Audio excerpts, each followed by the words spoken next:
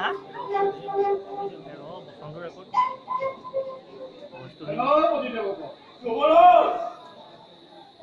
বহুত দিন ধৰি এটাই কথাই মোৰ মনতে দহিব লাগিছে। মন্ত্ৰী কন্যাৰ কাবেৰী লগত সমন্দৰ হোৱাৰ মোৰ পাছৰে পৰা ৰাজভোগৰ ভাষণে মোক একেবাৰে ব্যাকুল কৰি তুলিছে।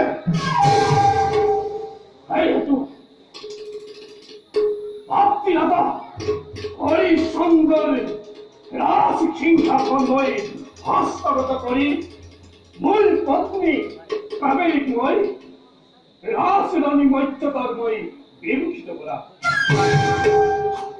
সেই হেতু সেনাপতি তাৰে এক উপায় চিন্তা কৰি বহুত বিনীত লাগনি মই কৰিছো দাপন। এই ক্ষেত্ৰত এই দেৱপতি আপোনাক কাৰ্য মানে কৰিব সহায় পুষ্প বিলোপ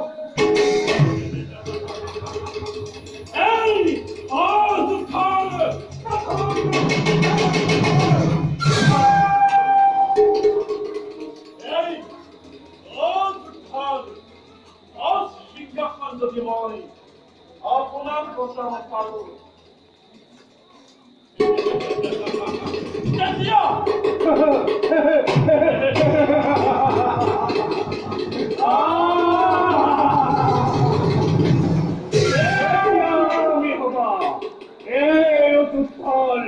প্ৰধান সেনাপতি